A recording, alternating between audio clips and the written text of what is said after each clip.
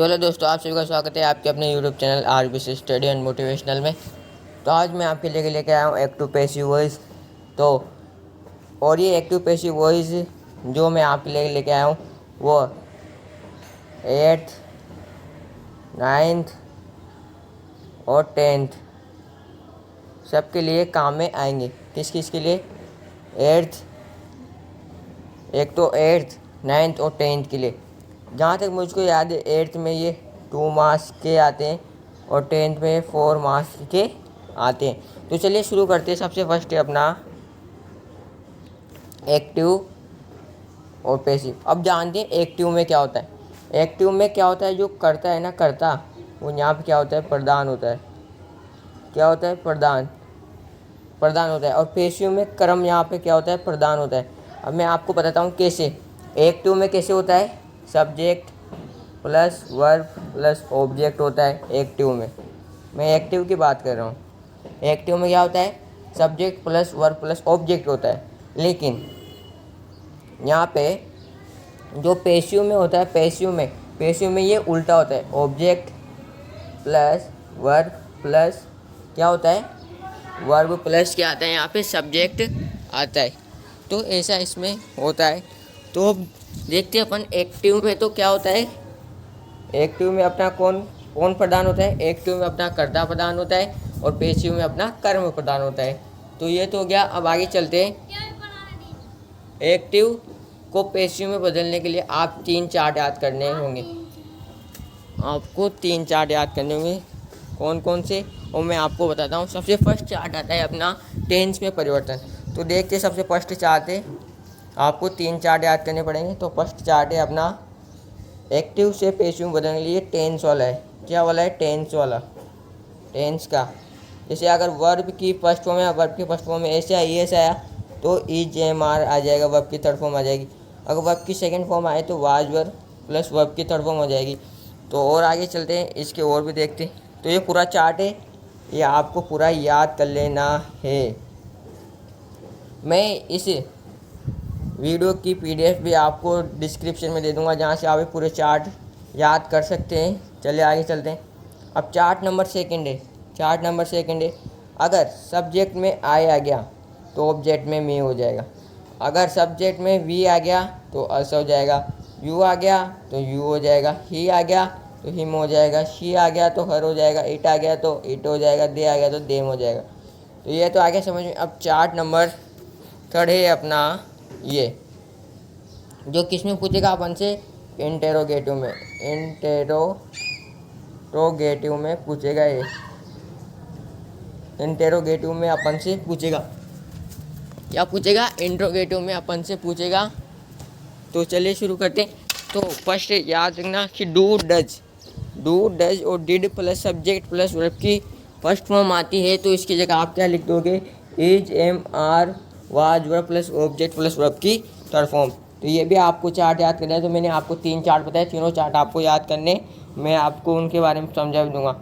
तो अब एक्टिव से पैसिव बनाने के रूल, क्या रूल, एक्टिव से पैसिव कैसे बनाते हैं वो रूल अपन देखते हैं। तो इसमें क्या होता है, जैसे मान लीजिए अपना कोई subject plus verb plus object है, तो ऑब्जेक्ट आगे आ जाएगा, सब्जेक्ट पीछे चल जाएगा, वर्ब की वर्ब आ जाएगी। तो क्या आता है, कैसे बनता है, इसका रूल होता है ऑब्जेक्ट, हेल्पिंग वर्ब, वर्ब और सब्जेक्ट। अब सर आप बोलोगे ऑब्जेक्ट क्या होता है, हेल्पिंग वर्ब क्या होती है, वर्ब क्या होती है, सब्जेक्ट क्या होता है। तो चलिए शुरू करते हैं। मैं आपको बताता हूँ कि क्या क्या होता है। तो यहाँ पे मैंने नीचे एग्जाम्पल भी दिया हुआ है आपको। तो ये देखिए, इसमें राम किल्ड रावण, मतलब राम ने रावण को मारा, किल्ड तो कर दिया। तो यहाँ पे ये सब्जेक्ट है, ये ऑब्जेक्ट है और ये वर्ब है। तो सब्जेक्ट तो कहाँ चल गया, लास्ट में। सब्जेक्ट तो चल गया लास्ट में और ऑब्जेक्ट आ गया कहाँ, आगे। और बीच में क्या आ गई, अब यहाँ पे क्या है, वर्ब की क्या है, सेकंड फॉर्म में। क्या है, वर्ब की सेकंड फॉर्म में। तो अब इसको अगर अपन उधर देखें चार्ट में, तो वर्ब की, अगर वर्ब की सेकंड फॉर्म आती है तो क्या लगाते हैं, वाज वर्ब प्लस वर्ब की थर्ड फॉर्म। तो यहाँ पे क्या लग रहा है, वाज, यहाँ आ गया वाज किल्ड बाय, क्या है, तो यहाँ कैसे क्या हुआ वो बता देता हूँ मैं आपको। तो जैसे यहाँ पे सब्जेक्ट था राम, क्या था सब्जेक्ट, क्या था राम, तो चल गया लास्ट में मतलब ऑब्जेक्ट की जगह पे, और ऑब्जेक्ट था यहाँ पे रावण जो आ गया सब्जेक्ट की जगह पे, और वर्ब की और हेल्पिंग वर्ब तो सामने आएगी सही। और एक और बात आपको इसमें याद रखनी है, दूसरा रूल पहले मैं आपको बता देता हूँ। दूसरा रूल है अपना कि हमेशा वर्ब की थर्ड फॉर्म का उपयोग होता है। इसमें वर्ब की थर्ड फॉर्म ही आएगी हमेशा, एक्टिव से पैसिव बनाएंगे जिसमें पैसिव में हमेशा वर्ब की थर्ड फॉर्म ही आएगी। और जब हम सब्जेक्ट को, जो अपना सब्जेक्ट रहता है उसको किस में चेंज करते हैं, ऑब्जेक्ट में, ऑब्जेक्ट में चेंज करते हैं, तो सब्जेक्ट के पहले, इसके पहले क्या लगा देते हैं, बाय लगा देते हैं। क्या लगा देते हैं, बाय, बाय लगा देते हैं। अब और अगला तीसरा रूल आता है अपना कि अगर एक्टिव में, जो एक्टिव है, अगर एक्टिव में वर्ब की फर्स्ट फॉर्म के साथ आईएनजी आता है, अगर वर्ब की फर्स्ट फॉर्म के साथ आईएनजी आता है एक्टिव में, उसको पैसिव बनाएंगे ना तो हेल्पिंग वर्ब प्लस बीइंग लग जाएगा। और अगर वर्ब की थर्ड फॉर्म आती है तो क्या आ जाएगा, बीन आ जाएगा। और मॉडल, जो भी मॉडल जैसे can, could, should, may, might, जो भी, तो उनके साथ क्या लगता है, बी लगता है। यहाँ तक आपको पता चल गया। अब आगे चलते हैं अपन। तो हमारा ये आता है, सबसे फर्स्ट आता है कि इंट्रोगेटिव सेंटेंस का पैसिव में चेंज कैसे होता है।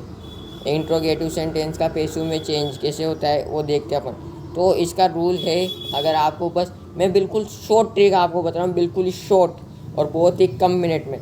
तो इंट्रोगेटिव सेंटेंस का पैसिव में चेंज कैसे होता है वो अपन देखते हैं। तो इंट्रोगेटिव सेंटेंस का मतलब क्या होता है, प्रश्नवाचक वाक्य। क्या होता है, प्रश्नवाचक वाक्य, प्रश्नवाचक वाक्य। तो अब इनको अपन पैसिव में कैसे चेंज करेंगे, तो इसे चेंज करने के लिए अगर हेल्प WH वर्ड दे रखा है तो आगे WH वर्ड आएगा। अगर WH वर्ड क्या नहीं दे रखा हो तो रूल यहाँ से स्टार्ट हो जाएगा।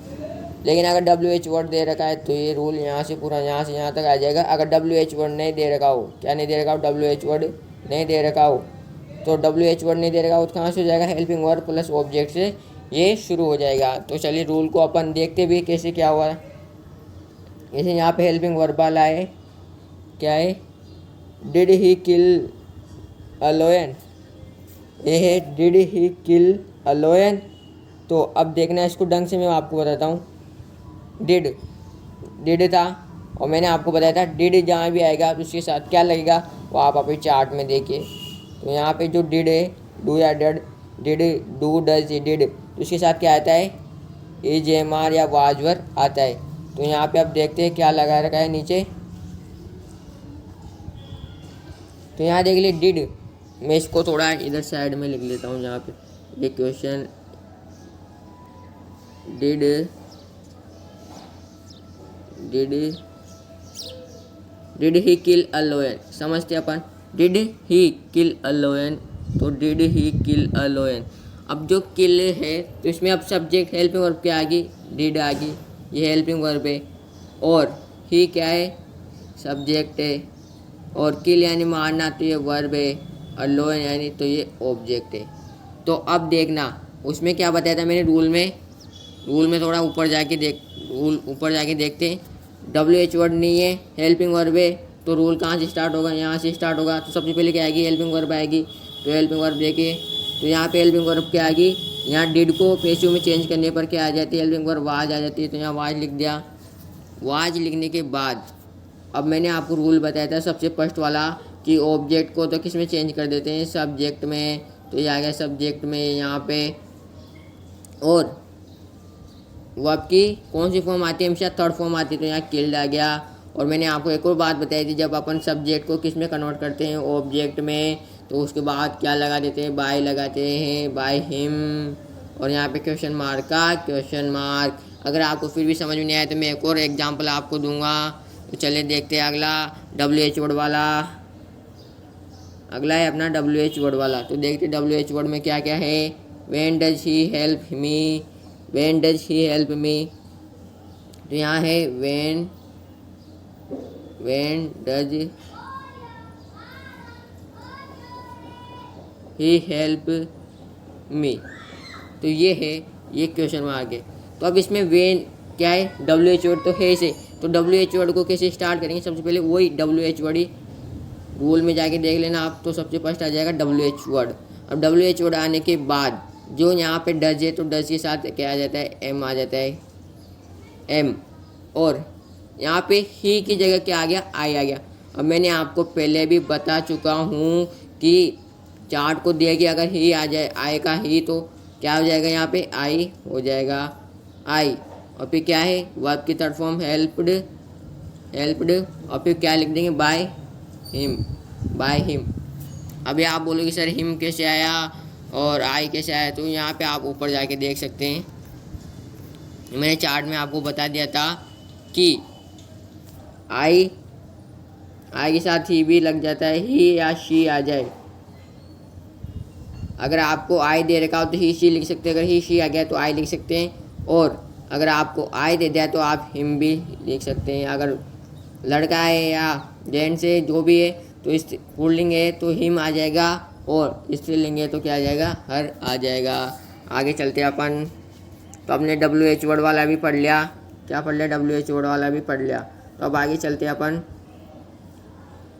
तो आगे अपना इम्पेरेटिव सेंटेंस वाला, क्या है, इम्पेरेटिव सेंटेंस का। अभी अपन ने इंट्रोगेटिव वाला पढ़ा, अब पढ़ते कौन सा, इम्पेरेटिव सेंटेंस। तो इम्पेरेटिव सेंटेंस का पैसिव में चेंज कैसे होता है, तो देखते हैं कैसे होता है। तो ये रूल है अपना, रूल इज रूल। तो let plus object plus be plus third form, और उसके बाद आप कुछ भी लिख सकते हैं, जैसे let plus object plus be और थर्ड फॉर्म, और उसके बाद यहाँ पे आप लिख सकते हैं सब्जेक्ट जो भी आता है वो। तो आप कैसे लिखेंगे इसको, लेट, रूल याद रखना, मैंने जितने भी रूल बताए वो आपको कंठस्थ याद होने चाहिए और सारे चार्ट याद होने चाहिए, तभी आप पैसिव का वॉइस, पैसिव एक्टिव को से पैसिव सिर्फ 2 सेकंड में बना सकते हैं, 2 सेकंड में। तो शुरू करते हैं। ये रूल था लेट ऑब्जेक्ट प्लस बी। तब यहाँ पे है एग्जाम्पल भी लेते हैं, जैसे पोस्ट दिस लेटर।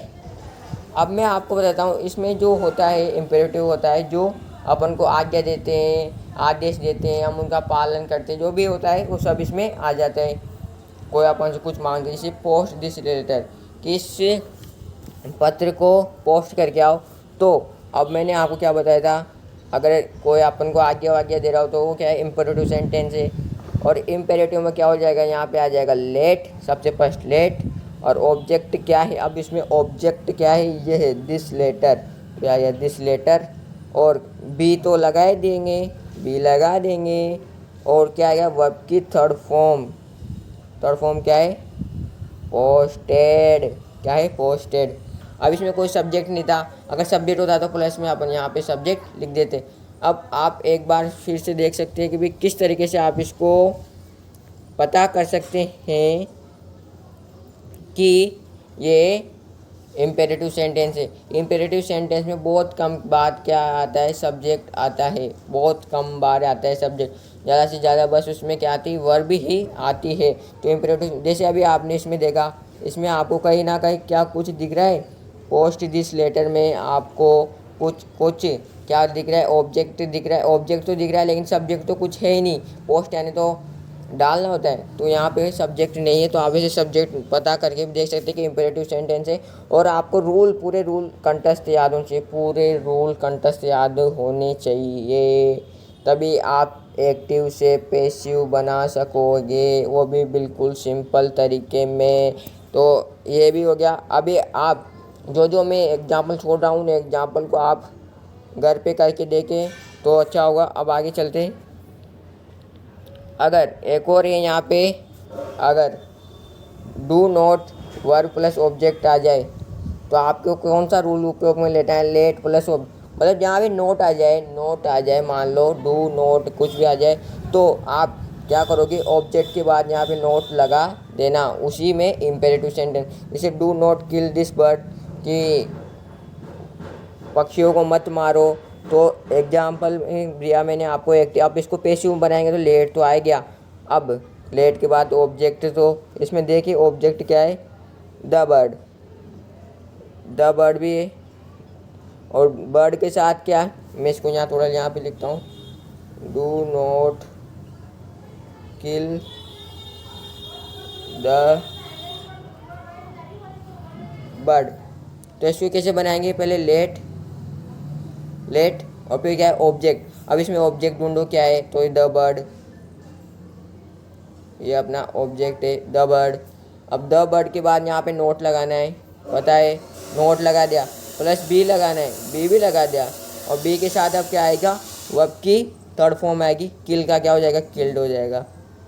तो ये बन गया ना। आप इसमें नोट आगे भी लगा सकते हो लेट के बाद, या फिर आप ऑब्जेक्ट के बाद भी लगा सकते हो। तो देख लीजिए, ऑब्जेक्ट के बाद भी आप लगा सकते हो। तो अब आगे चलते हैं अपन। तो यहाँ तक तो हो गया अपना।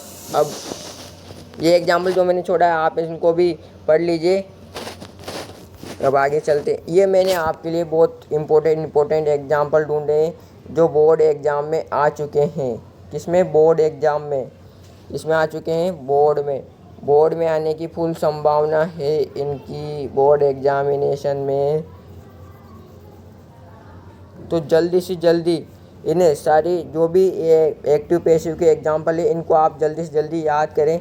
अब मैं आपको थोड़ा सा समझा देता हूँ एक्टिव से पैसिव कैसे बनता है। साधारण जो टेंस के जो होते हैं वो एक्टिव से पैसिव में कैसे बनते हैं, एक बार फिर बता देता हूँ आपको। तो एक्टिव से पैसिव में कैसे बनते हैं भाई टेंस के, तो सबसे फर्स्ट मान लीजिए, मैं थोड़ा पहले हिंदी में आपको बताता हूँ। जैसे राम खाना खाता है, तो इसमें क्या है, सब्जेक्ट है, क्या है, सब्जेक्ट, और इधर पीछे क्या है, ये वर्ब और ये कर्म है। लेकिन इसमें क्या होता है, ये तो एक्टिव में, लेकिन पैसिव में क्या हो जाएगा, राम तो चल जाएगा खा, इसकी जगह पे और खाना आ जाएगा यहाँ। तो खाना लिख दो, खाना राम के द्वारा खाया गया। तो अब राम खाना खाता है, एक्टिव में तो ऐसे लिख दिया राम खाना खाता है, लेकिन जो पैसिव में कैसे लिखा, ऑब्जेक्ट को सबसे पहले कर्म को पहले ला दिया, क्या, खाना, और किसके द्वारा खाया गया, राम के द्वारा क्या किया गया, खाया गया। तो और अगर मैं इसको इंग्लिश में आपको बताऊं, जैसे मैंने आपको पहले रूल क्या बताया, ऑब्जेक्ट वाला प्लस हेल्पिंग वर्ब प्लस जो भी वर्ब है प्लस वर्ब की थर्ड फॉर्म तो आएगी से, और यहाँ पे आपको क्या बताया, ये रूल बताया था। ये सबसे मोस्ट इम्पोर्टेंट रूल है। अगर आपको कुछ बनाना नहीं आ रहा है तो आप इस रूल को अप्लाई करके बना सकते हैं। तो अब इस रूल का उपयोग करके अपन बनाना सीखते हैं। तो कैसे बनेगा, सबसे पहले आपको क्या करना है, जैसे मैं आपको आपने जो पहला वाला देखा था उसको छोड़ के मैं आपको कौन सा एग्जाम्पल लेता हूँ, जैसे